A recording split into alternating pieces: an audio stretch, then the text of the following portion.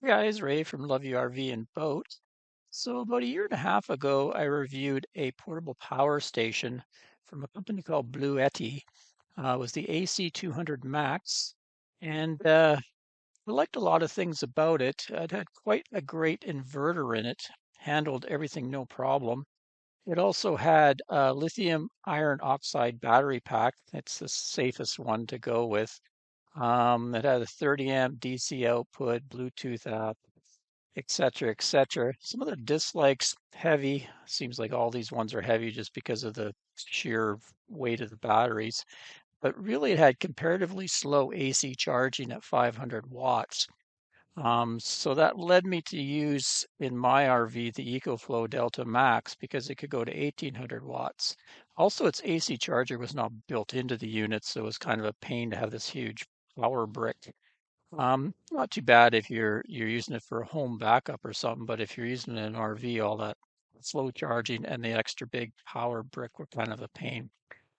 But a little while ago, they offered to send out their newer one, AC uh, 300, and it is kind of a different arrangement. The actual big box here doesn't have a battery in it, so it connects to an external battery pack. And it also can be increased in capacity. You can add up to four of these battery packs to it. So kind of ideal for people to do home backup, but I'm going to be trying it out off-grid RVing. But one of the reasons I decided to give it a try again is they've really worked on the charge time. It can charge AC plus solar at a max of 300 watts. I can charge out of a wall outlet at 1800 watts. I can charge off of a generator at 1800 watts. So it kind of matches the EcoFlow in that respect, but it still has the advantage of the lithium iron oxide battery pack, which I feel a little bit safer having it inside my RV or my boat versus the EcoFlow Delta Max was using kind of a different chemistry, which is fine if their safety things hold up, but it is more of a combustible battery. Anyway, what I'm going to do with this this review, I'm going to split it into three videos, much like I did with the previous one. So I had a part one where it's just intro and features, and then part two will be more in-depth testing and demos, charging and discharging, and then use it for a month or two and come back and give you some real world likes and dislikes, and even updates. This one I found there was actually a bug with that one. They came back and told you, so you get multiple videos on this one. But we're just going to start out and give you a look at the box itself and some of its features. So let's get to it. So here we go. Same basic design they've been using for a number of years. Kind of stackable, and they connect the expandable battery with this cable. And like I said, on this model, there isn't a battery in this unit, so you have to plug a battery into it. It stands about 2 feet high when they're stacked, about a foot deep, around 20 inches wide. It's not overly huge. I do like their handles. They always have nice built-in handles, so when you do have to lift it, it's very positive feeling to grab, and you could use two people. The top one weighs right around 47, 48 pounds, but the bottom one is a beast. It's up about 80 pounds because it's where the battery pack is located. And it has 3,072 watt hours in the battery pack. So that's fairly comparable almost to three 100 amp hour lithium batteries, your standard RV batteries. They're usually around 1280 watt hours. So almost three of them in the pack there. And this pack also can do things on its own. It can get hooked up to solar power right here. You can put in a solar cable, and then also it could have an external charger put into it. And then on the front it has a DC output and USB-C and A. But of course it's really meant to hook up to the main box here. So the output has a 3000 watt inverter with a 6000 watt surge capability. It's a bunch of 20 amp plugs on it. You gotta find these little rubber cables or rubber covers. They're a bit of a hassle. Probably I'd end up peeling mine off. But it does have a 30 amp RV plug that you can plug directly in.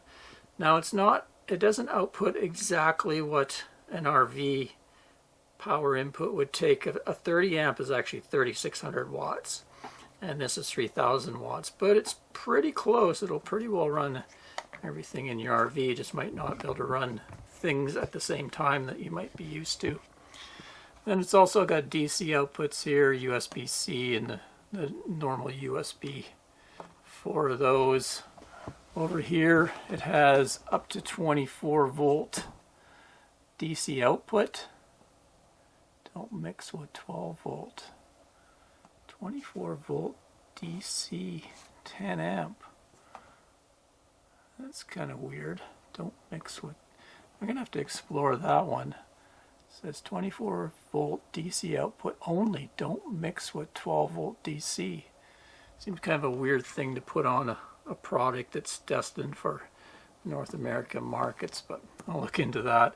And then it's got a 12 volt DC 30 amp connector, and I think you have to buy a special cord for that.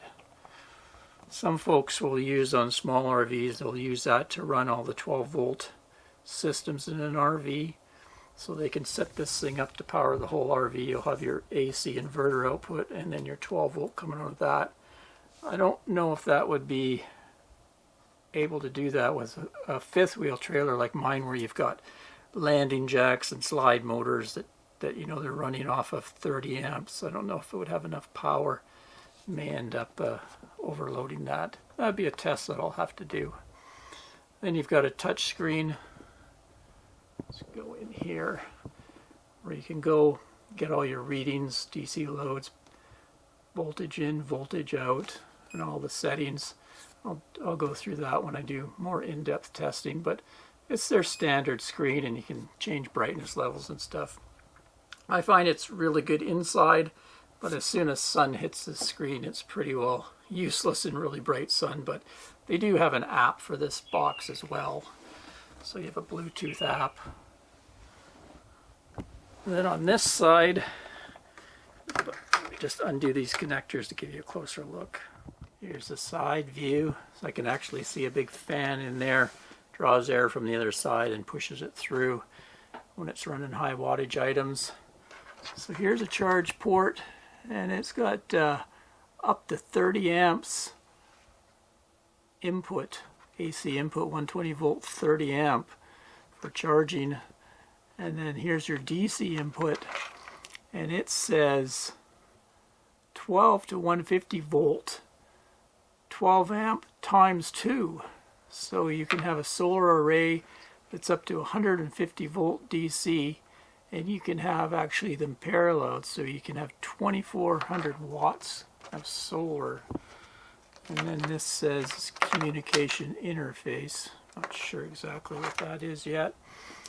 And then the rest of the plugs here on the side are for hooking up the batteries. So you put 2 of these cords out to 2 batteries, and then each battery has an extra port.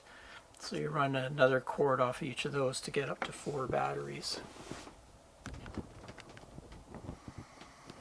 So that's basically all the inputs and outputs. Everything else is pretty well flat. Oh, on the top there's also one of those gizmos where you can lay down a phone or something that can be charged without plugging in wireless charging, 15 watts at the top. I'll give you a look at what's included. Bluetti has lots of accessories on their website. I guess they just include the most used items.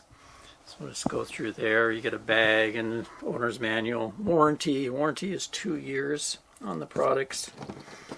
There is the solar input for the AC300. So you can see you can parallel 2 sets, and that plugs into that DC port. Then here's your AC charging cable, so that's a big improvement. there's no more big power brick to worry about. You just plug that straight into a wall outlet.